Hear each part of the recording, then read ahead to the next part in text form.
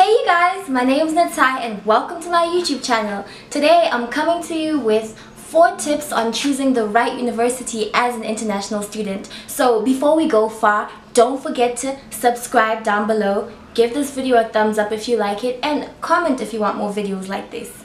So let's get started!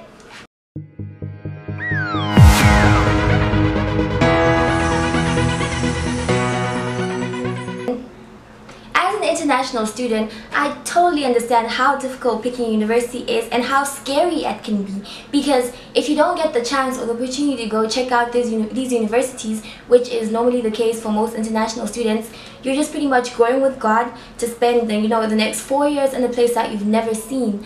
Now, some things that I considered when applying were, first of all, the region that I was applying to.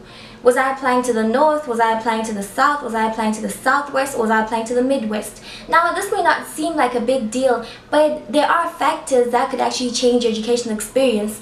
If you're not used to winter, imagine going to the north where you're going to experience a harsh winter with lots of snow. That may be something you might want to consider. Or if you want to experience winter and you go to the south where winter is not as harsh, that may be another thing that may affect your experience. Or you go to California, where I don't think they have winter in California. Now, another really important thing that ties in with the region are costs. And the first time I applied, I did not take this into consideration. Schools up north tend to have higher tuitions than schools in the south. So I put in my applications the first time I applied, got into a lot of schools, and they all gave me part scholarships. However, despite the fact that they had given me scholarships, I still had $50,000 to $55,000 that I had to pay out of pocket a year, and there was no guarantee to get more scholarships, because as an international student, they do kind of expect that you have the money to come and pay for, if you're studying abroad.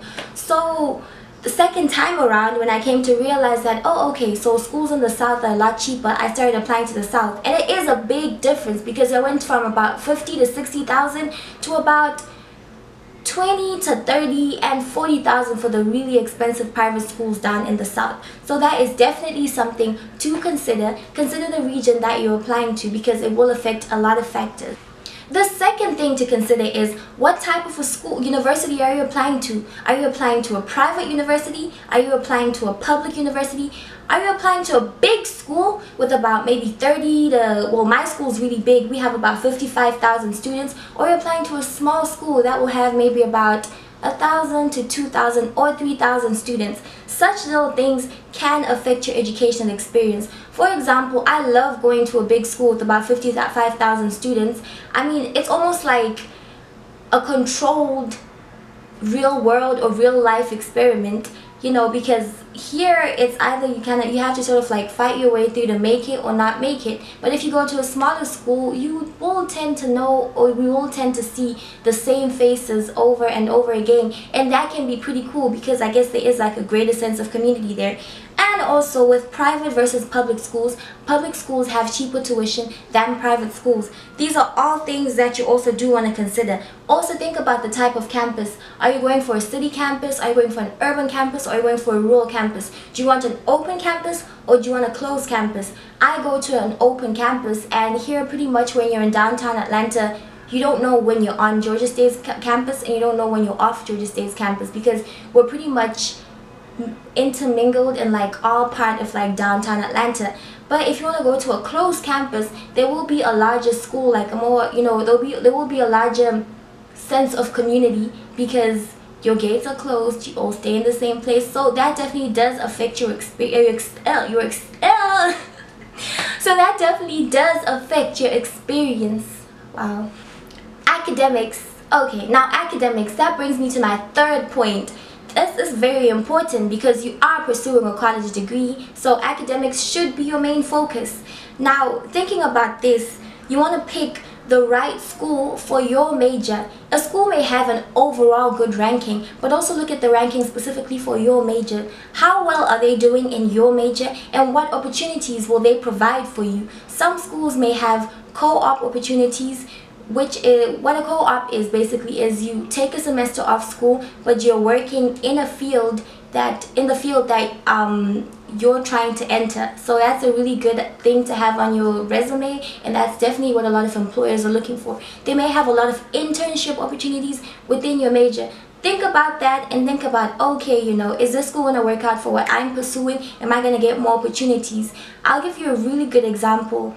The second time around when I applied, I had to make like a really big decision between going to a small honors college in Florida and coming here. The small honors college, you know, both schools had given me pretty good scholarships. The small honors college had also given me a research scholarship where I would also get to do research. And then at Georgia State here, I knew I had like a lot more opportunities, and in terms of I could actually get like a computer science degree and also get to venture out into like more, or minor like more into like a business degree, which the other school wouldn't have really offered me. So essentially, because I don't think I'm a researcher, I do love technology, but I am looking more at the business side of technology and more of the innovative side. But I knew, you know, research wasn't really going to take me in the direction that I wanted to go. So those are some things to consider.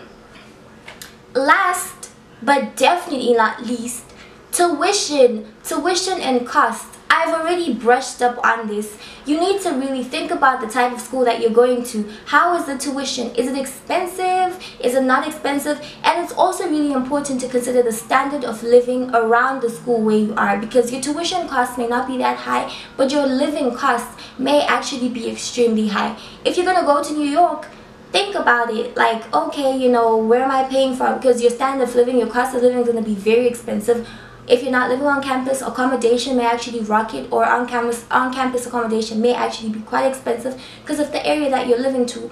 Or you may go to a school that may look like it has high tuition, but when you look at the standard of living costs like around the area, they're not that high. So this is definitely something very important to look at, your costs, because if you're funding yourself or if you're paying out of pocket, those are things that you need to consider. You know, can I get that money in all the time? Is it not going to be too much of a financial strain?